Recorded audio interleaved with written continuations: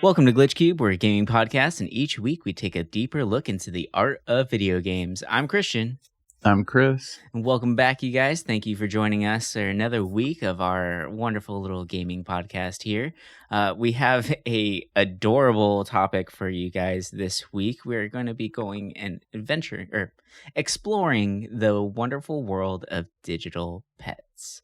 But before we go into that further, we like to start off every single one of our episodes by throwing out some joyous plugs into the world. So why don't you kick us off, Chris, and give us your joyous plugs for the week? I've been on a co-op kick recently. My wife and I have been playing like different two-player games, and I just picked up Spiritfarer the other day. I love that game. Which I'm very excited to play. I know it's going to probably make me cry, but it looks awesome. Very early on, you'll get the tear jerks for sure. Damn. Yeah.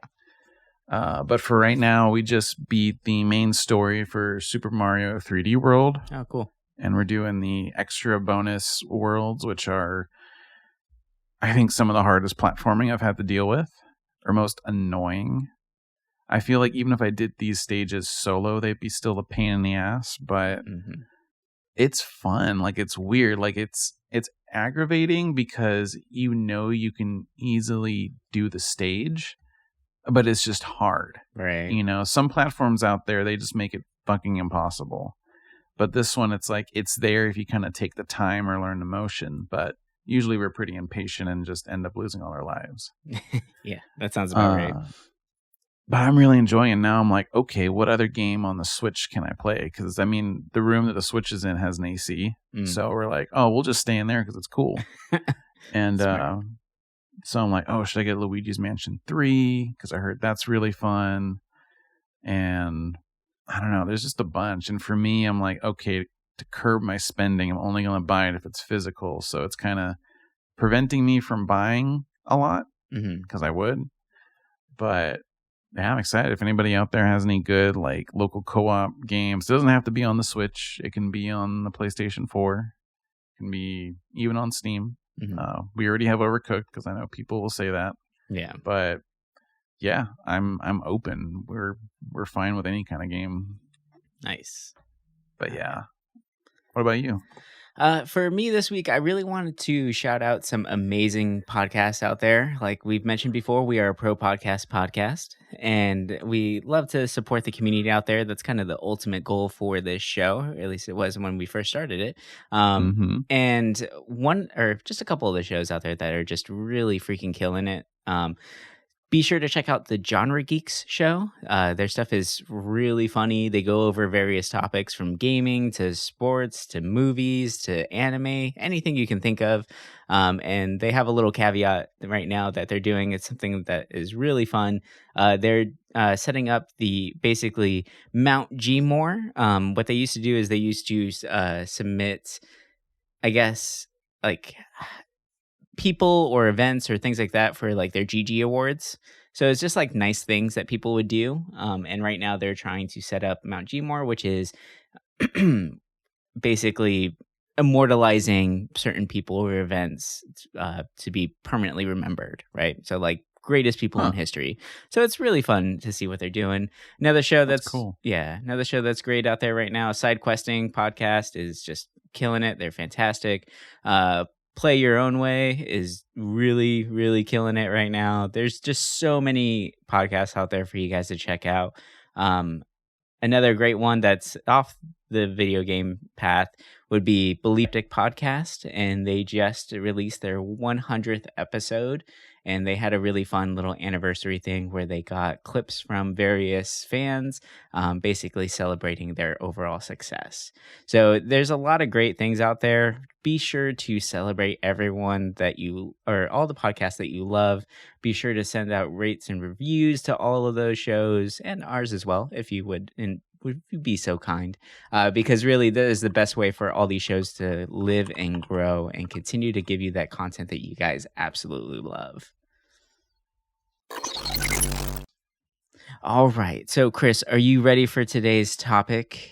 Are you ready to? I am so you ready. ready to dive in? I'm sweating at the palms. Oh man, I'm sweating too, but it's because it's hot as hell in this room. But yeah, it's like an oven in here. It's horrible. All right, so I'm going to be taking you back in time. All right, here we go. We get ready to hop into our little time machine. Where are we going, Doc? We're going to 1996. Oh boy! Yeah. All right, so in 1996. You got to think about what games are coming out back then. What amazing titles were hitting the markets. We're talking about games like Tomb Raider. We're talking about Pokemon Red and Blue, Nintendo Mario Kart 64, Crash Bandicoot. We have some amazing titles coming out there, but we will not be discussing any of those titles on today's podcast. We're going to be discussing something that I feel like epitomizes the 90s and a lot of our childhoods. That is... We're going full on hipster today. Oh my gosh. You have no idea how hipster we're going right now. No idea. We're talking about the Tamagotchi. Oh boy. Ooh. The virtual pet, the one that you get to hang from your keychain. You got it hanging from your Jinko jeans. You got your Liberty spiked hair, you know. Cargo shorts. Gotta love them cargo shorts. It's more pockets to hold more Tamagotchis, honestly. Exactly. It just makes so much more sense to have those. But before we go into the history of Tamagotchi and everything like that, what's your experience with Tamagotchi? Were you a fan of them? Did you have them? What's your vibe on it? The closest thing I ever had to a Tamagotchi, well, you can kind of count two, but I think the second one's a little different. Well, the first one would be... the Chow Garden on the Dreamcast VMU that you kind of take around and it would like grow and stuff. I forgot about that. That was such a strong gimmick for that time frame of like take your games with you, right? Like we didn't have handhelds or we did, but there wasn't as much like interactivity with them, so it's just so weird to see that stuff. But I think the one that I love the most, and to this day it makes me sad that I lost it, was the Pikachu one. I loved it. I took it everywhere with me. And it was just, that was like the only one I really got into. But man, I got into it. Yeah. That is... What about you?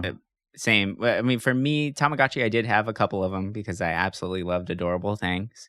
But then, I mean, the Pikachu one for sure. I was so blown away by that thing. And it's crazy to look at it now where it's like, okay, that is straight up the origins of Pokemon Go.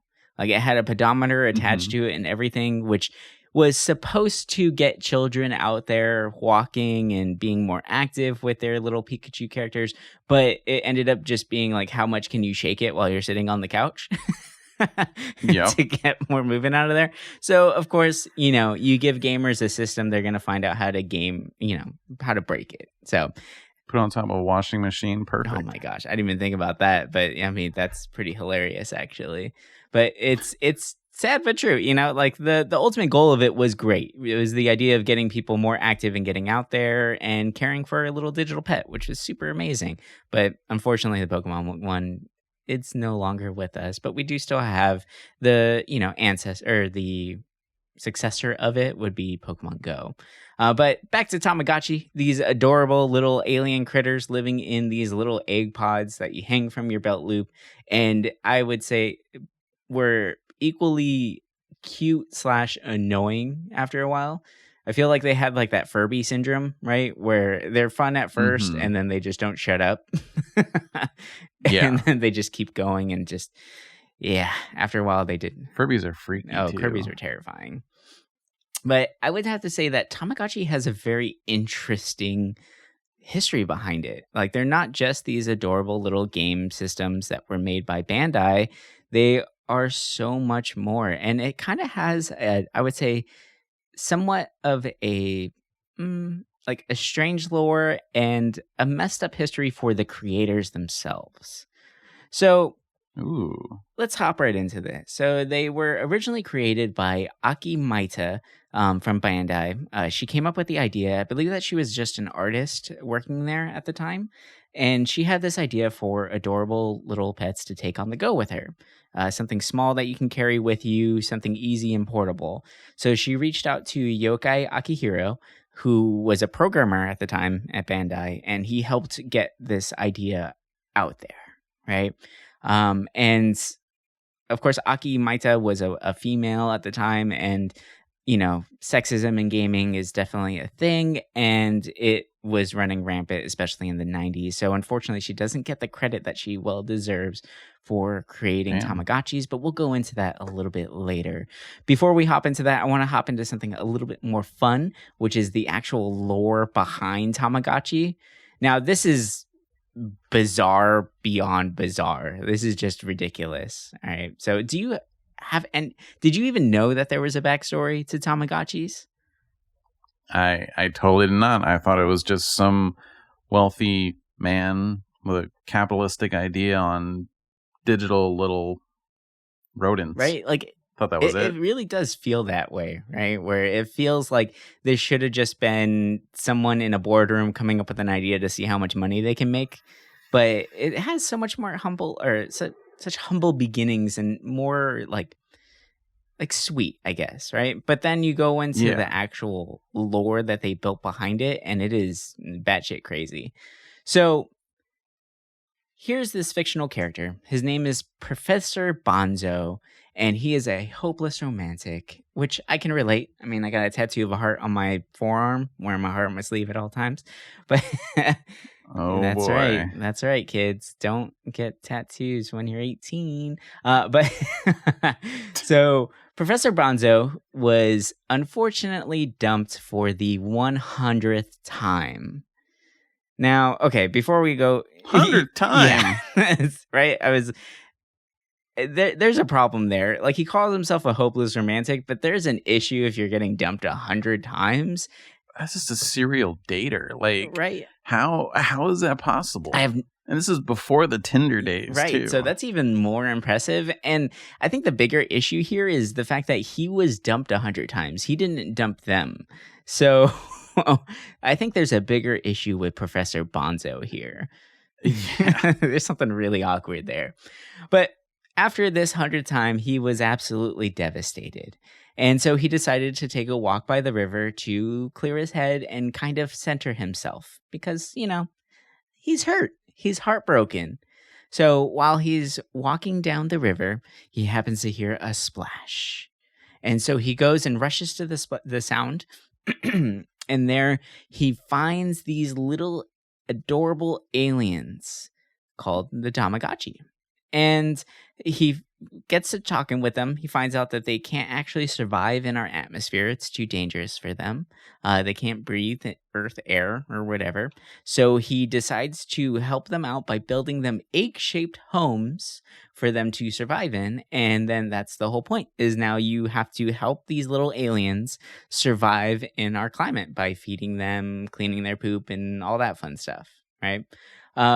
But they do have some strange biology to them. So since it is a digital game, you can't have them really living in real time because kids are just going to get really tired of that, right?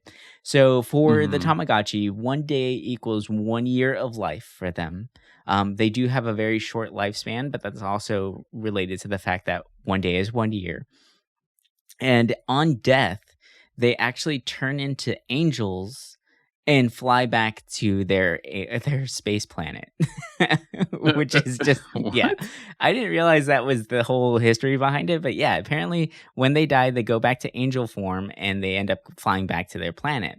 Now, what's interesting about this, though, is that the angel version, or like the fact that when your Tamagotchi dies, it just turns into an angel, is mainly only for the American releases of the Tamagotchi. In Japan, their spirit would leave their body and then it would turn into an angel, but it would leave a gravestone behind, which the American market felt that it would be a little too grim for, American children. So they decided to remove the gravestone and just keep the fact that it turns into an angel form, which means it still survives, but now it's going back up to its planet, which is just straight up bizarre. It makes no sense. Now, the word Tamagotchi has kind of a fun little play on words, at least in the Japanese language. The word it's a mix between two words, right? So the first word is tamago, which means egg, and then tomodachi, which means friend. So if you combine those two together, you get Tamagotchi or egg friend, which kind of really plays into the whole fact that they're living in an egg casing, right? So it's just adorable. It's freaking cute. Everybody loves this. It is an instant hit worldwide. Like, this goes nuts. And currently they have sold over 80 million like units of Tamagotchi. What? Yeah. It's insane to think about. And there's so many different variations of the Tamagotchi series.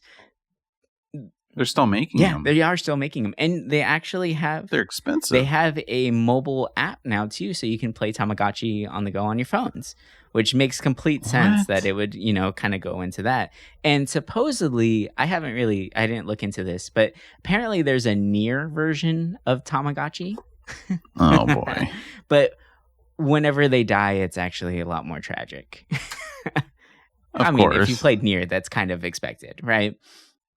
So Tamagotchis have, created a lot of spin-offs from mangas and anime series. There's even movies out there, which is just crazy to think that this little pixelated critter that you keep on your belt loop has now branched out into mangas and movies, and it's a huge hit. It's insane to think about. So after the release, it's huge, like we mentioned. But then we start realizing some of the repercussions from this, and we start getting some backlash, not from the kids, but actually from adults. And the adults, damn, those adults, they ruin everything. They ruin all the fun, right? Yeah. And it turns out they absolutely hate Tamagotchi because they find it annoying, which makes sense. So before we continue on with this, you said you didn't have a Tamagotchi, right? No, just the Pikachu, which isn't really the same thing. So I had one, and I remember taking it to school and trying to take care of it, but you have to do it kind of secretly, and the noise would constantly go off all the time. And this was a common trend for a lot of kids out there who were playing with their Tamagotchis. They would bring them to school because it's portable. It was made for you to bring it with you on the go. Now, unfortunately, they end up becoming banned at schools. They're getting confiscated left and right. And think about this. Think about the mass genocide of Tamagotchi critters out there who are just dying in teachers' drawers, because they're a little annoying, because they do sound kind of like alarm clocks that constantly keep going off because they're hungry or they're pooping or whatever it may be, right? So it's a sad thought to think about that how many teachers have killed countless Tamagotchis throughout the world. This episode got really dark fast. Oh yeah, trust me. And in the later half of the episode, it might even get darker. So yeah, it gets pretty bad for some of this stuff. Now, I didn't know this, but did you know that the Tamagotchi can actually learn? Really? There's an AI in it? Kind of, yeah. So you can actually potty train your Tamagotchi. Oh. So one of the big things is that they do alert you whenever they have to poop. They put up little stink lines or stress lines, and then they poop on the floor. Just like... Yeah, that's what I do. A little stress line. Yeah, same thing. I mean, I didn't know this was bad, but apparently it's not okay, and it's not socially acceptable by today's standards. Go figure, right? But so there's actually like a little toilet button that you can press, and if you press it while their stress lines are going on, there's a chance for them to use the toilet. And if you keep doing it, then eventually they'll learn to just use the toilet instead of just pooping on the floor, which means that you have to spend less time taking care of your Tamagotchi, right? So it's like raising a child or a puppy or whatever, right? So eventually they're just going to learn how to be potty trained, which makes it easier to take care of them, which kind of feels like it's counterintuitive to the whole idea of Tamagotchi, where here, keep playing this more so eventually you can play it less, right? So it just seemed a little strange. Now, I mean, it's better than cleaning shit all the time. That's true, right? Because that poop will actually kill your little critter, which is kind of... oh, my God. So they get too stressed, they die of old age, you don't feed them, they die. Like, there's so many ways to kill your Tamagotchi, and it's difficult. It's a lot more... Death by poop. Death by poop. What a horrible way to go. Right? I mean, yeah, no, it's bad. You're just, like, covered in it, and it's just, like, You drown it. Oh. Yeah. Can you imagine? That's horrible. It's like the shit monster or the shit golem from Dogma. Like imagine, imagine that coming out from your little Tamagotchi and getting them and turning them into a little angel. So there's some really strange spin-offs from the Tamagotchi. There's some new variants that were coming out because of how popular it was. They tried to branch out into little different areas. There's even one where it's a Santa Claus variant. I think it's called Santa Clausagotchi. Where, what? Yeah. So apparently the lore behind Santa Clausagotchi is that one of the Tamagotchis passes away, turns into its angel form, but it has learned about the spirit of Christmas, and it brought it back to its home planet, where it taught all the other Tamagotchis about Christmas, and that's where Santa Clausagotchi comes from. Oh my god. So you mentioned that these things are kind of expensive, right? Some of them do go a little pricey, but can you guess what style variant might be the most expensive Tamagotchi out there? Hello Kitty? No, unfortunately. It's a lot worse than that. Oh no. So one of the variants that actually is listed as the most expensive version of Tamagotchi is the Devilgotchi. So we have the little angels and devils. Whenever your character dies, it does turn into an angel and passes on. But they came out with variants of the Devilgotchi, which was an evil version of the Tamagotchi, or a more mischievous version. Think Loki. Oh, I think I remember those. Yeah. So can you guess how much a Devilgotchi is going for nowadays? And this is one of the current listings on eBay right now. You can pick it up. I don't know, like $300? No. $500? Yes. So it is $584.24. 24 cents. Free shipping though, so that's nice. Oh, nice. $300 is the shipping right there. Or best offer. So So this guy, the little Devilgotchi, is actually listed as the most expensive Tamagotchi currently on the market. You can pick some up for like, $5-10 here or there, just depending on where you get them. And those are the normal ones, or you can just get the mobile app currently. So they are still making them. So that's why the other prices aren't as high. But this line was discontinued. So that's why it's a lot more expensive currently. And this is just going off of eBay listings. So the real value is basically how much is it someone's willing to pay for it. No one's bought this yet. So it's kind of skeptical to say that is the actual price point of this thing, right? Or the worth. Looking at import sites right now, it seems like the normal average price, like you would buy it from like a shop, is around $300. Jesus. Which is still pretty high. That's horrible. Just get the app. Right. Just get the app. It looks so cool though. So, like we mentioned, that this has sold over 80 million worldwide. Huge success, right? A big win for Bandai. And it is worldwide. Everyone loves this little guy. It has variations, like we mentioned, the manga, the movies. It's crazy how much this is. It's basically a win all the way around. But here's the sad part for Tamagotchi. Despite all the overwhelming success, Aki, the original creator, has never even gotten a raise or a promotion for the creation of the Tamagotchi during her time at Bandai. God. She got nothing for this. She just continued working her normal job at Bandai, which is horrible. It's terrible. Yeah. We talk about the inequality in the gaming industry, and it's clear as day right there. Aki created a multi-million-dollar idea for Bandai. They took it, ran with it, and gave her basically no credit for it or no recognition, which is horrible. But she did get some credit for it. She has been listed at winning the 1997 LG Nobel Prize. Oh boy. So you're familiar with the Nobel Prize, right? It's given to a lot of the greatest minds in history. Well, the LG Nobel Prize is a kind of a Razzies version of the Nobel Prize. It's a joke. It's kind of meant to be a little silly, and this is the only award that she's been listed for winning for the creation of Tamagotchis. And she actually won the award for economics for diverting millions of persons' hours of work into the husbandry of virtual pets.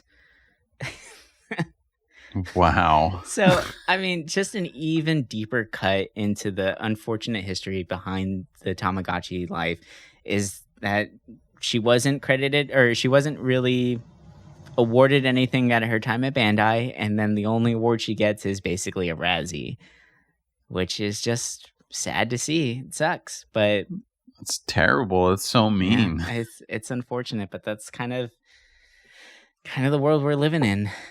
So after all that, are you gonna go out there and buy a Tamagotchi? Are you gonna spend the $300? You ready to husbandry some virtual pets? I'll just do it on Pokemon. How about that? Yeah, fair enough. It's easier that way, and you can actually fight them and have more fun with it. So yeah, and you get more than just one. Yeah, exactly, and you don't have to worry about it pooping all over itself and dying from the poop. Yeah, that too. So I would say that Tamagotchi is probably the most popular version of virtual pets, right? It's the one that it feels like it really sparked this idea and brought it out to the masses, that it's something that can be, copied and replicated and with great success, right? There's some other ones out there where apparently like you can fight them, like similar to Pokemon. You guys can do like karate stuff, and there's a bunch of different variants on it.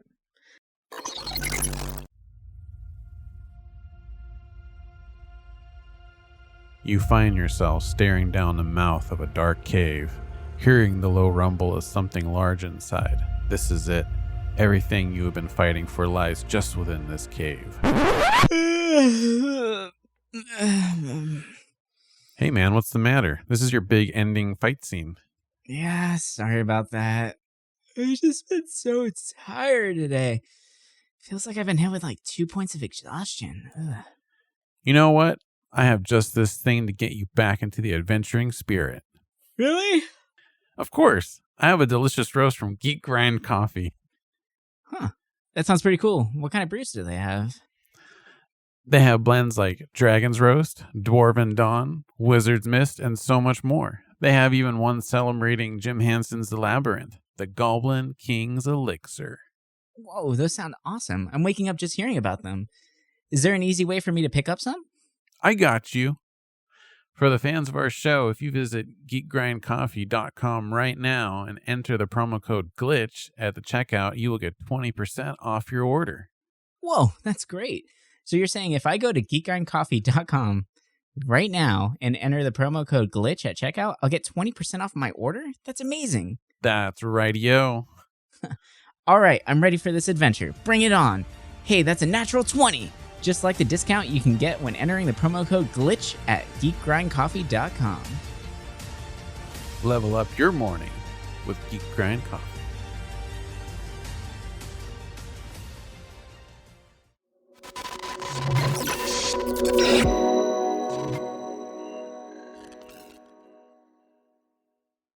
So now we're going to be jumping forward a little bit in time to 1999.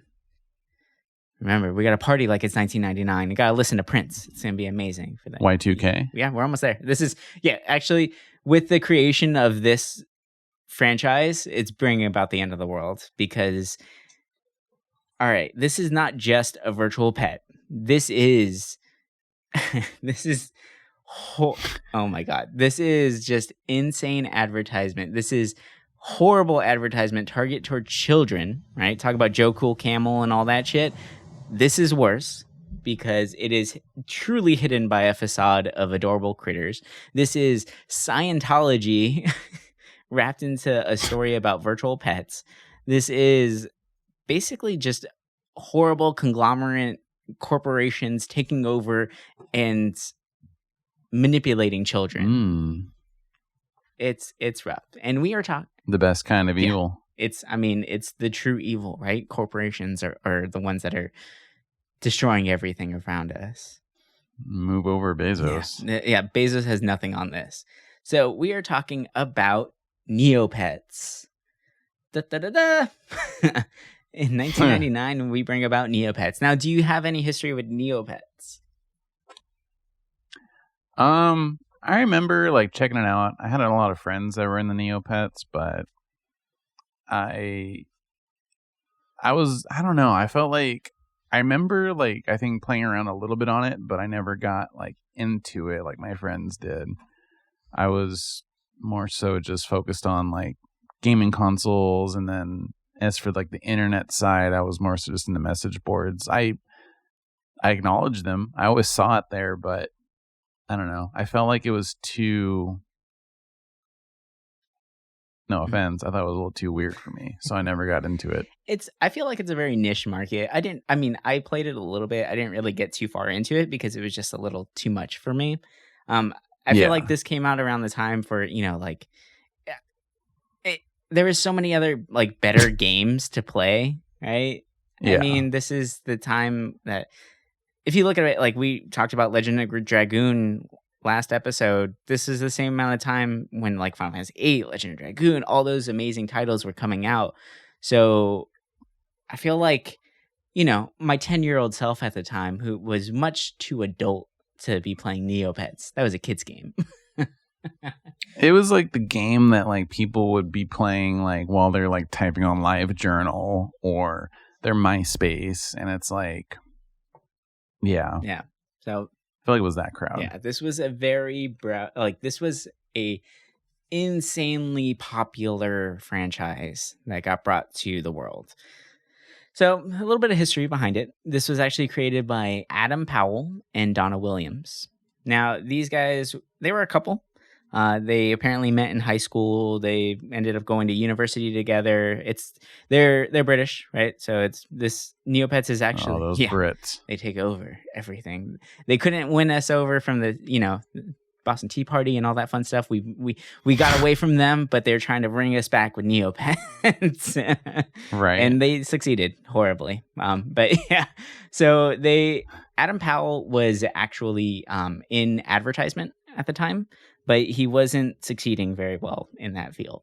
He ends up he creates a company, his own advertisement company, while in college that is basically just running banner ads. And then they're just trying to figure out how to kind of make money off of that. So the idea of Neopets actually comes from the fact that they had a shit ton of pets in their household, and they wanted to bring that love for pets to the masses. And what better way to do that than over the internet, right? So it's a browser game. And conveniently, Adam Powell is able to run his banner ads through Neopets as well. So they found a way to make a crap ton of money early on with Neopets. Donna Williams, his significant other, actually was the one who did the original artwork for the Neopets. But apparently in one of the interviews of Adam Powell, she wasn't the greatest of artists. So a lot of the original Neopets were like clip art or weird little images that they just pulled from the internet. And it's even said that one of the earliest Neopets was actually an image taken from the internet of a famous British comedian. So it wasn't even an animal. Yeah, it wasn't even an animal. It was just a person that they, ripped off and made an image of. So it's kind of funny to see where it came from.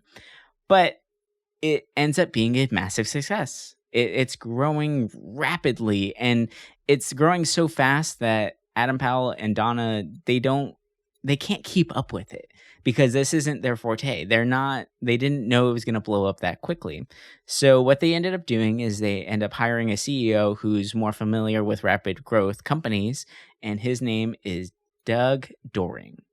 So Doug Doring is a very interesting character, right? And I know we're straying away from Neopets and what they actually are. They are adorable critters like that you can play with, similar to Tamagotchis. You raise them, you play games with them, you get little costumes for them, you feed them, all that fun stuff, right? So they are adorable critters geared toward children. But the stuff going on in the background is so much more interesting, and it kind of shows how, I would definitely say, how evil this corporation becomes. And it all starts with Doug Doring, right? Doug Doring, as soon as he came on, he made Neopets explode.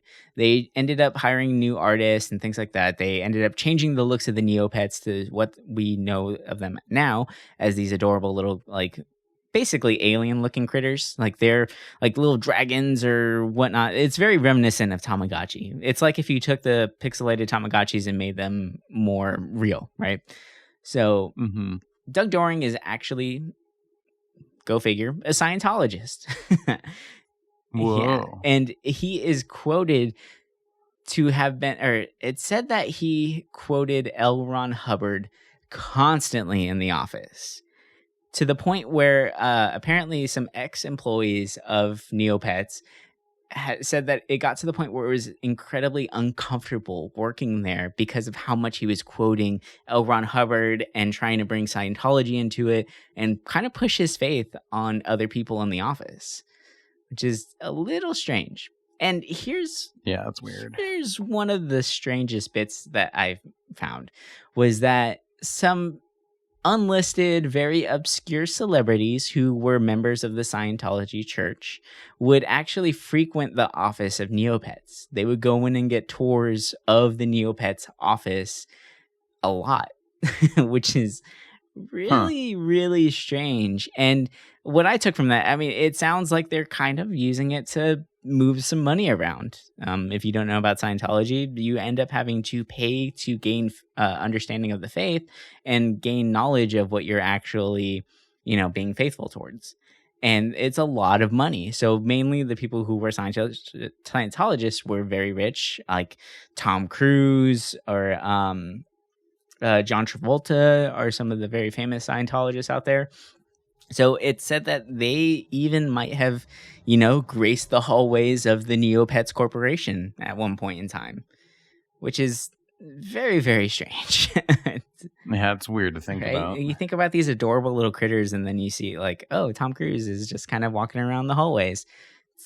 It makes no sense. He's just there on his browser, just like petting his little Neopet. Feeding them little omelets every single day, making sure that they're getting their exercise in. So one of the ways that Neopets made money was through advertisements. And they were known for immersive advertisement. So do you know what the term immersive advertisement is? Basically trying to get you, like, make you feel like you're there in the ad. Yeah. Basically, Right. They're using, like, let's say if you want to give your little Neopet a drink, it would be like, instead of just giving them a regular cola, you're giving them a Mountain Dew, right? So like the product is placed within the game, so it's up front, it's up front and center for the audience to actually interact with. And it starts to kind of get ingrained into children's minds, right? This is built for kids. So they're just being surrounded by all these advertisements. There's all kinds of really fun, quote unquote fun, right? They're all ripoffs on actual games, but like Blockbreaker, things like that, right? And they all are like business themed. Like McDonald's was a really big advertisement company really big company that they ran ads for within their games, and they had a lot of like little puzzle games and things like that you could play, but they were all skinned with McDonald's products. So this was one way to kind of get kids more and more into McDonald's itself, right? And one of the things that I felt that was the most, I guess, like insidious way of getting children into Neopets was the fact that in order to earn, the currency in Neopets was known as Neo Points, and you need that in order to get your critters food and accessories and all that fun stuff, right? Makes sense.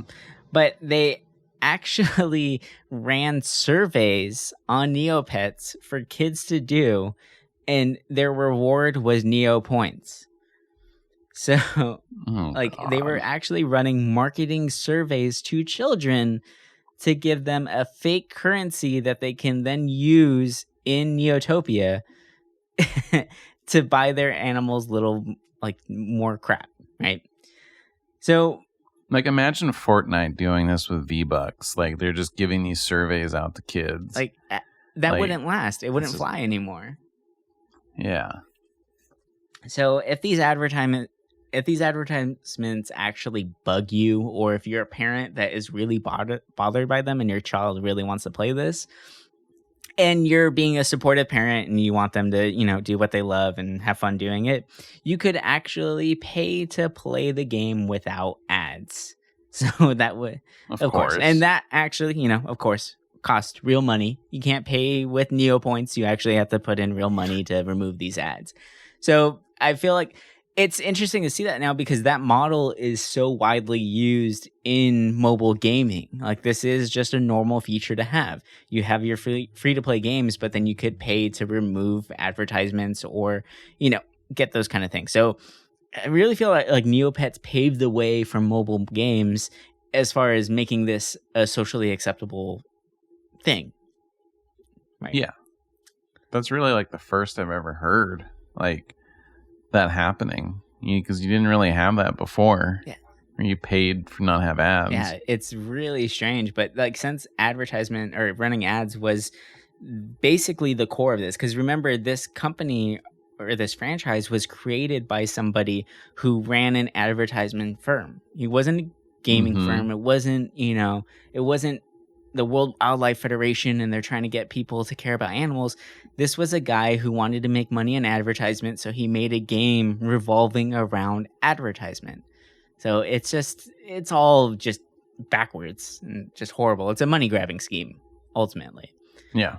So another way in which Neopets went out and tried to take money from children and did it very successfully, and it's something that, once again, we see a lot nowadays, is by creating varied amounts of rarity to the items within the games. So it's 100% the loot box system, right? The more this is probably one of the first times you see loot box systems or a form of them in games. Well, I would say this is like a quote unquote game, right? I feel like at this point it's kind of hard to even say it's a game, because it's just a way for the company to make as much money as possible. So what this did is this created a very high demand for certain items, and the only way to get some of them was to be logged in at certain amounts of time, right? Like very specific time in like real world. So people were logging in constantly into this site. And what's crazy is it's still active. You can go right now and create a Neopets like character and actually still play. Yep, just looking at it right now. You can still play this damn thing, which is horrible.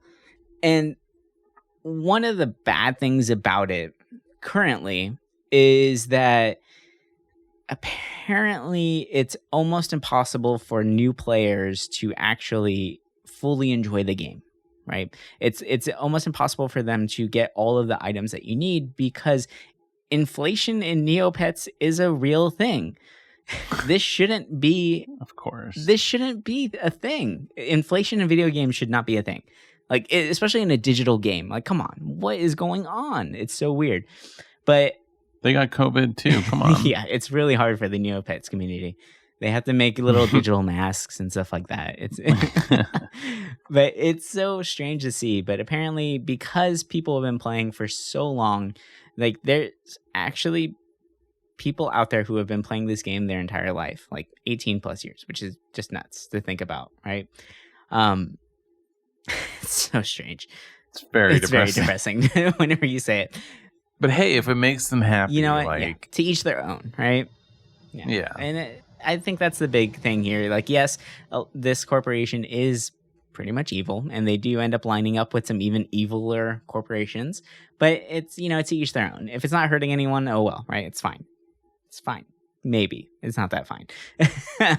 But they're like, because people have been playing for so long, they have so many Neopoints stacked up that the game now has items that are worth like an ungodly amount of Neopoints, where it feels like it's almost impossible for new players to ever acquire these items.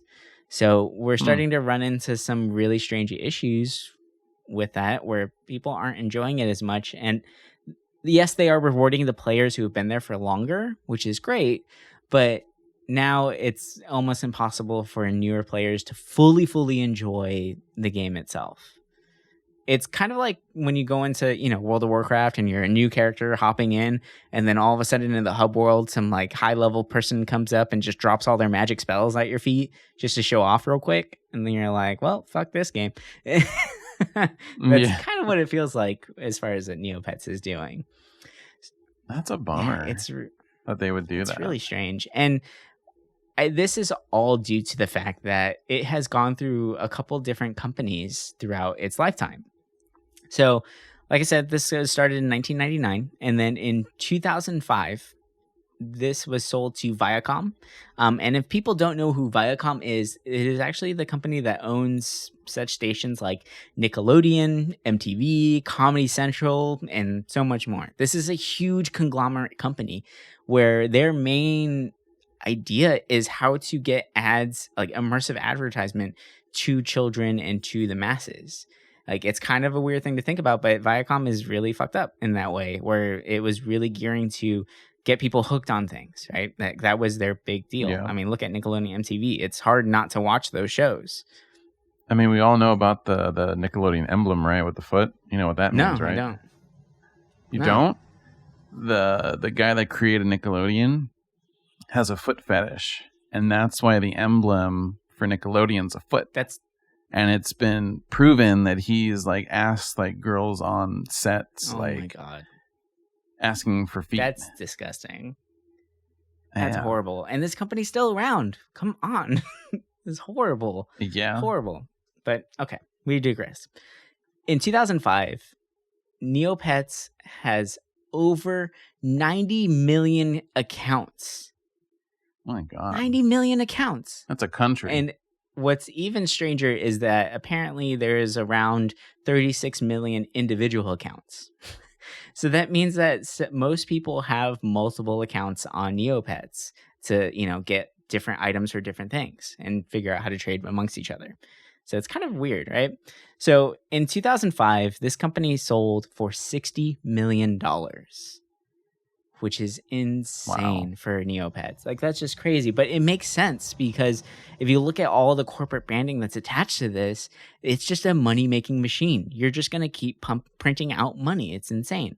Mm-hmm. Now, apparently, at this time, Adam Powell and Donna Williams, the original creators of Neopets, they didn't really have any say in the company anymore, especially after they hired Doug Doring, right? He took over all of the decisions. And so they sold to Viacom without the grace of the original developers or designers of this game.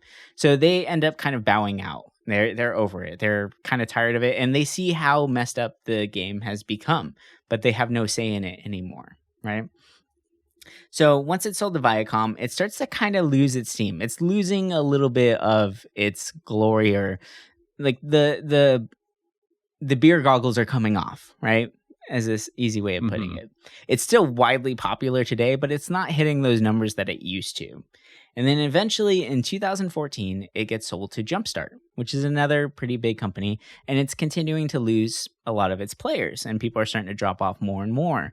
But one of the weirdest things to come from the switch over to Jumpstart is that in the forums, they're starting to kind of get censored, which is really, really strange. There's even rumors that a lot of the people at the company did not like Twilight. And any mentions of vampires or Edward or Bella or whatever were not just eradicated or not removed from the chat, they were changed. The words that were used were actually adjusted to different words to stay away from those franchises. What? They were just Team Jacob and they were jealous. That's exactly what it sounds like. But it's so that they can stay loyal to the brands that they currently have. So since they didn't have those brands, they didn't want to show any bit of loyalty to them or any graces to them. So they actually supposedly they adjusted some of the threads and things like that to different words so that it didn't have any relation to these franchises like Twilight, which is insane to think about. And how horrible is that to basically have your words censored? And imagine some of these people playing for 18 plus years to have their words and their ideas censored on something that they grew up loving. It just makes no sense. That's fucked up. So the decline is still continuing, but like I said, Neopets is still around, and you can definitely still create an account today if you really want to. And if you want to play some branded games, go for it. Have some fun with it. But try your damnedest not to dump any real world money into that. Please. Please, for the love of God, don't do that. There's better things to put money into. So that's the history of Neopets, and that's the history of Tamagotchi. That's what I got for you. What are your thoughts on the overall digital pets things now? So I think nowadays with like virtual pets, it's mostly, just in games. Like you don't really see many browser focused ones anymore. For Neopets, I was looking at one the other day, and it's called Mara Pets. And it seems to be kind of the same thing. It's another browser-based game. It's got levels, arcade. It literally looks like Neopets, but better. I personally think that's probably the more like kid-friendly one. If we want to get more into the adult kind, where it's a little bit different, right? Club Penguin. No, I'm just kidding. Oh hell yeah, Club Penguin was the shit. See, that was me. I was all about Habbo Hotel and Club Penguin while all my friends were in the Neopets. And just because I loved just trolling in that. But anyway, so I know a lot of people are going to grumble when they hear blockchain gaming and NFTs and stuff, but if you're on Twitch, you probably saw a random game kind of get a bunch of viewers at one point called Axie Infinity. And to me, it's kind of like a mix between Neopets and Pokemon in a sense that, you collect like 3 Axies and you can do battles with them, but also you can have them on a plot of land where they can, farm materials, which by doing that, you're like staking, right? I'm not going to get deep into blockchain ideology and stuff, but you earn tokens, which then you can sell for, real cash. So a lot of people are playing this game to actually make money off of it, right? And that's how it got big. It's basically like Neopets where you can actually make a ton of money if you do it right. Problem is this game is like blown out of proportion right now. So everything's expensive. When I first was going to get into it, one Axie was maybe like $25 real dollars.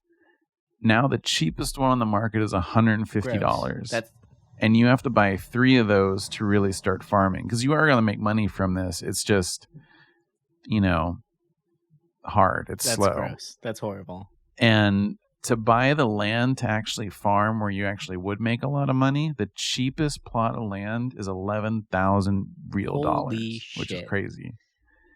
Which means if you got into this back when it was first starting, you're probably close to $1 million, but to me, I think once the digital economy kind of with cryptocurrencies gets better and it becomes more stable where it's cheaper and people could afford it, I think that, it could be like a decent alternative in a different way.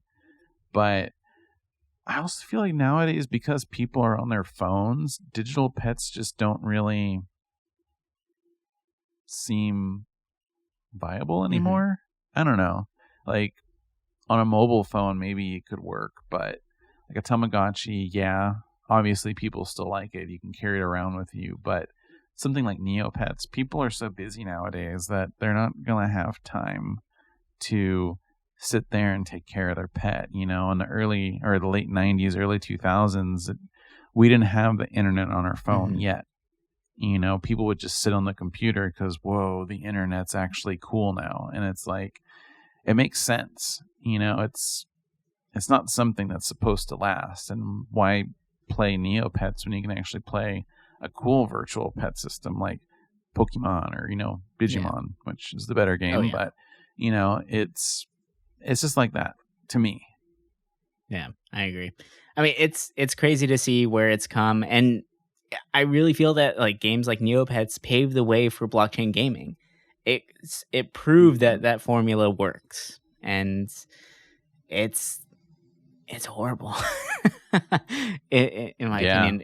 for some people, they'll get rich. Other people, they're going to put money into it, and it's not going to work out for them, and they're going to end up losing a lot of money. You know, it's a gamble. Yeah. It's just it's all a money grabbing scheme. But all right, you guys, that's going to do it for us this week. We hope that you enjoyed our little episode going into virtual pets. And if you enjoyed Neopets or Tamagotchi or another one of those virtual pets out there, let us know which one you loved, because we are curious about that. We'd like to know what it is. And, you know, if you are still playing them, good for you. You know, just enjoy it. Like we said, do you. If it brings you happiness and joy, run with it. It's totally fine. It's not a horrible thing. As long as it's not interfering with your life, you're able to function as a human being with society, then why not, right? Why not have some fun? If that's your stress reliever, that's totally fine. It's cool. Why not, right? But yeah, like I said, thank you guys. That's it for this week. And join us again next week for another fun and exciting episode. All right. Bye. Bye.